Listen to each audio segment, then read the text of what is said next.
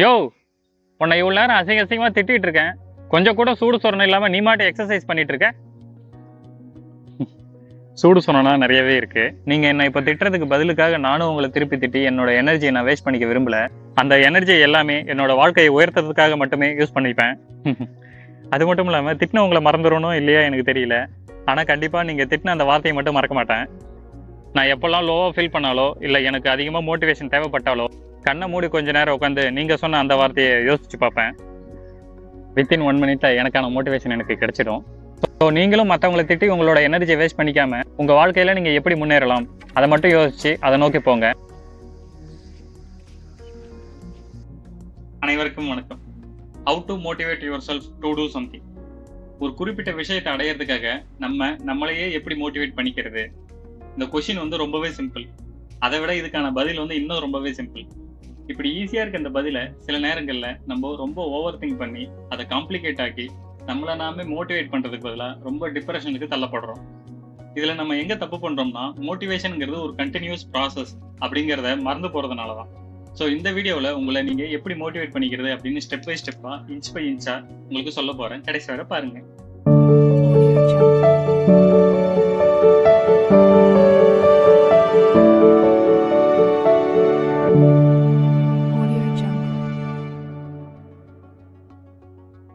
Motivation அப்படிங்கிறது நான் ஏற்கனவே சொன்ன மாதிரி ஒரு கண்டினியூஸ் ப்ராசஸ்.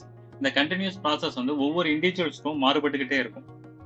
சில பேர் பார்த்தீங்கன்னா சின்ன சின்ன விஷயத்துக்கும் ரொம்ப ஈஸியாக ஃபெட்டப் ஆயிடுவாங்க.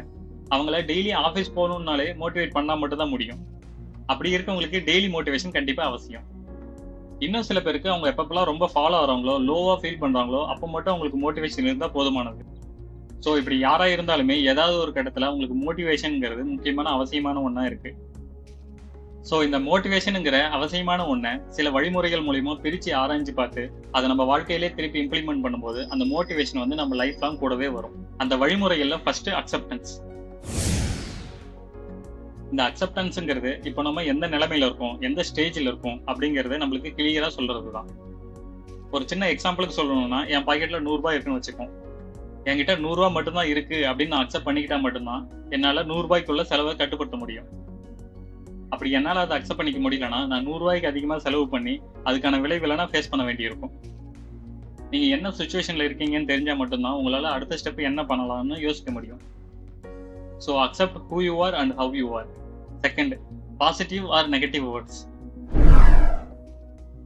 சில பேர் எங்கேயாவது ஒரு பாசிட்டிவ் கோட் படிச்சாங்கன்னா அந்த பாசிட்டிவிட்டியை அப்படியே அவங்களுக்குள்ள எடுத்துக்கிட்டு அவங்க லைஃப் ஃபுல்லாக அதை கேரி பண்ணிட்டு போயிட்டு இருப்பாங்க. ஸோ இது ஒரு 50% ஆஃப் பீப்புளுக்கு வந்து ரொம்பவே செட் ஆகும். அந்த பாசிட்டிவ் வேர்ட்ஸ் மூலிமா அவங்களோட லைஃப் வந்து ரொம்பவே சேஞ்ச் ஆகிருக்கும். ஸோ இன்னும் சில பேர் பார்த்தீங்கன்னா அவங்க டெய்லி பாசிட்டிவான கோட்லாம் படித்து ஃபேஸ்புக், இன்ஸ்டாகிராம், யூடியூப்ல பாசிட்டிவான கண்டென்ட்டை தேடி தேடி பார்ப்பாங்க. அப்படி அந்த பாசிட்டிவிட்டியை தேடி தேடி பார்த்து பழகி ஒரு கட்டத்துக்கு மேலே அந்த பாசிட்டிவிட்டி அவங்களுக்கு ரொம்ப நார்மல் ஆகிடும். அப்படி நார்மல் ஆனதுக்கப்புறம் நீங்கள் அடுத்து எப்போ பாசிட்டிவாக பேசினாலும் அவங்கள்ட்ட அந்த ஒரு ஃபயர் இருக்காது. ஸோ அந்த கட்டத்துலலாம் அவங்களுக்கு வந்து நெகட்டிவ் வேர்ட்ஸ் வந்து தேவைப்படும். எக்ஸாம்பிளுக்கு நீங்களே சில பேரை பார்த்துருப்பீங்க. உன்னால இது முடியும் அப்படின்னு சொல்றதுக்கு பதிலாக உன்னால இது முடியாது, நீ வேஸ்ட் அப்படின்னு சொல்லி அந்த நெகட்டிவ் வேர்ட்ஸையே அவன் ஒரு மோட்டிவேஷனலா எடுத்து அந்த வேலையாவும் முடிச்சிருப்பான். ஸோ இந்த இடத்துல அவனுக்கு அந்த நெகட்டிவ் வேர்ட் தான் அவனை மோட்டிவேட் பண்ணிச்சு. ஸோ இங்க நிறைய பேர்த்தோட லைஃப்ல உன்னால முடியும்னு சொல்லி சாதிச்சதை விட உன்னால முடியாது அப்படின்னு சொன்னதுனால சாதிச்சது தான் அதிகமா இருக்கும். ஸோ இந்த 2 கேட்டகரியில நீங்க எந்த கேட்டகரின்னு தெரிஞ்சுக்கிட்டு உங்களுக்கு பிடிச்சவங்க பிடிக்காதவங்கன்னு அப்படி 2 பேர்த்த ஃபிக்ஸ் பண்ணிக்கிட்டு அந்த பாசிட்டிவ் அண்ட் நெகட்டிவ் வேர்ட்ஸை அவங்க மூலியமா நீங்க சொல்ற மாதிரி நீங்க நினைச்சு பார்த்துக்கிட்டீங்கன்னா அந்த மோட்டிவேஷன் கண்டிப்பா உங்களுக்கு வரும். ஸோ எந்த வார்த்தை யார் மூலியமா இருந்து வந்தா நீங்க மோட்டிவேட் ஆவீங்கன்னு நினைக்கிறீங்களோ அந்த வார்த்தையை அவங்களே சொல்ற மாதிரி கண்ணை மூடி ஒருத்தர யோசிச்சு பாருங்க. அப்படி நீங்க பண்ணும்போது உங்களுக்கான மோட்டிவேஷன் டெய்லி நிரம்பி தழும்பும். Third, set your goals. நம்ம எல்லாருக்குமே நம்மளோட கோல் என்னன்னு கிளியரா தெரியும். ஆனா அது எப்படி அடைகிறது அப்படிங்கிற வழிதான் சில பேருக்கு கிளாரிட்டி இருக்காது. சில விஷயங்களை பண்றது மூலயமா அந்த கோலை ரீச் பண்றதுக்கான வழிகள் வந்து நமக்கு கிடைக்கும். அதுல ஃபர்ஸ்ட் ஸ்பெசிபிக். என்னதான் நம்ம கோலை ஃபிக்ஸ் பண்ணியிருந்தாலும் அது ஸ்பெசிஃபிக்கா இல்லாத காரணத்தினால அது சில நேரங்கள்ல நமக்கே புரியாத மாதிரி இருக்கும். எக்ஸாம்பிளுக்கு என்னோட கோல் வந்து I want to be healthier அப்படின்னு வச்சுப்போம். அப்படி ஹெல்த்தியா இருக்கணும்னா டெய்லி நான் என்ன பண்ணணும் அப்படிங்கிற ஒரு கிளாரிட்டி நமக்கு தேவை. ஸோ நம்ம கோலை வந்து I want to be healthier அப்படிங்கிறதுக்கு பதிலாக நான் டெய்லி காலையில 6 மணிக்கு எழுந்துச்சு ஒரு 10 புஷ்அப்பாவது எடுத்துருவேன், ஒரு 10 புல்லப்பாவது எடுத்துருவேன் அப்படின்னு அதை ஸ்பெசிஃபை பண்ணணும். Second, attainable. அதாவது அந்த கோல் வந்து ரியலிஸ்டிக் ஆனதா, ப்ராக்டிக்கலா பாசிபிளா அப்படின்றதையும் செக் பண்ணணும். எக்ஸாம்பிளுக்கு இன்னும் ஒரு 1 மந்த்ல நான் ஒரு மேரத்தான் ஈவெண்ட் பார்ட்டிசிபேட் பண்ணணும் என்னோட கோலா ஃபிக்ஸ் பண்றேன்னு வச்சுக்கோம். ஆனா நான் இது வரைக்கும் ரன் பண்ணதே கிடையாது. அப்படி இருக்க பட்சத்துல இந்த 1 மந்த்ல ப்ராக்டிஸ் பண்ணி ஃபுல் மேரத்தான் முடிக்கணும்னா ப்ராக்டிகலி இம்பாசிபிள். ஸோ நீங்க எப்போ கோல் செட் பண்ணாலும் make sure your goal is attainable and practically possible. Third, trackable. அதாவது நீங்க ஃபிக்ஸ் பண்ண கோலை நீங்க ப்ரொசீட் பண்ணிட்டு இருக்கும்போது அதை எப்படி ட்ராக் பண்றது அப்படிங்கிற ஒரு ஐடியாவும் உங்களுக்கு இருக்கணும். இதுக்கு நிறைய ஆப் மூலமா உங்களோட ட்ராக்கை வந்து நீங்க மெஷர் பண்ணலாம். Fourth, deadline. அதாவது நீங்க எந்த ஒரு கோலை ஃபிக்ஸ் பண்ணாலும் அதுக்குன்னு ஒரு டெட்லைன் ஃபிக்ஸ் பண்ணியிருக்கணும். அப்படி டெட்லைனை ஃபிக்ஸ் பண்ணாமல் போனீங்கன்னா நம்மளுக்கு இன்னும் நிறைய டைம் இருக்கு அப்படின்னு டிலே பண்ணிட்டு போயிட்டே இருப்பீங்க. இந்த 4 விஷயங்கள் மூலமா உங்களோட கோல் செட் பண்றதுக்கான கிளாரிட்டி வந்து உங்களுக்கு கிடைக்கும். Fourth, need or want. இந்த கோல் செட் பண்ணதுக்கு அப்புறம் அது நீடா இல்ல வாண்டா அதை ஃபர்ஸ்ட் நீங்க தெரிஞ்சுக்கணும். ரெண்டுமே ஒண்ணு தானே அப்படின்னு நீங்க நினைச்சீங்கன்னா அதுதான் இல்லை.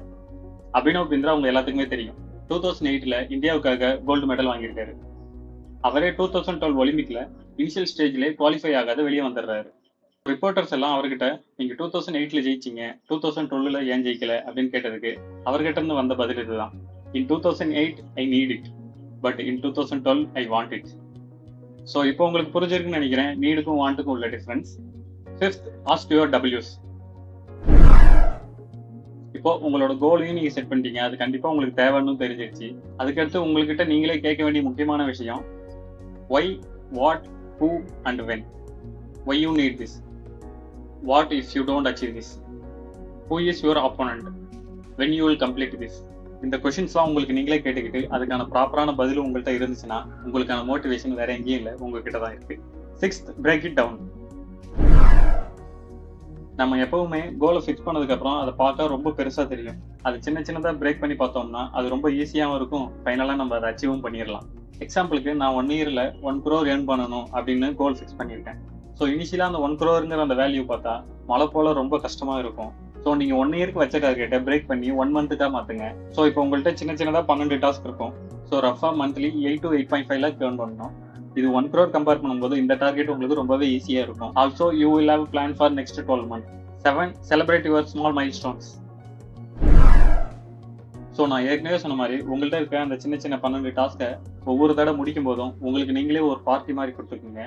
வெளியே எங்கேயாவது டூர் மாதிரி போயிட்டு வாங்க, நல்லா என்ஜாய் பண்ணுங்க. அப்படி என்ஜாய் பண்றதுனால உங்களோட சப்கான்ஷியஸ் மைண்டுக்கு தெரியும் அடுத்த தடவை அந்த டாஸ்க்கை நீங்க முடிக்கும் போது அதை விட அதிகமாக உங்களுக்கு என்ஜாய்மெண்ட் திருப்பி கிடைக்கும் அப்படின்னு. So don't forget to celebrate. 8th, get accountability.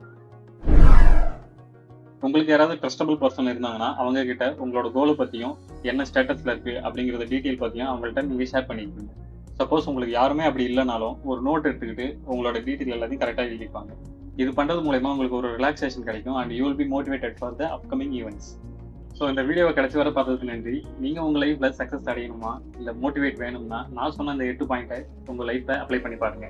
உங்களுக்கு இந்த வீடியோ பிடிச்சிருந்துச்சுன்னா லைக் பண்ணுங்க, கமெண்ட் பண்ணுங்க அண்ட் உங்க ஃப்ரெண்ட்ஸ் யாருக்காவது மோட்டிவேஷன் தேவைப்படும் நினைச்சீங்கன்னா அந்த வீடியோவை அவங்களுக்கு ஃபார்வர்ட் பண்ணுங்க. மறந்துடாத சப்ஸ்கிரைபும் பண்ணிடுங்க. நன்றி, வணக்கம்.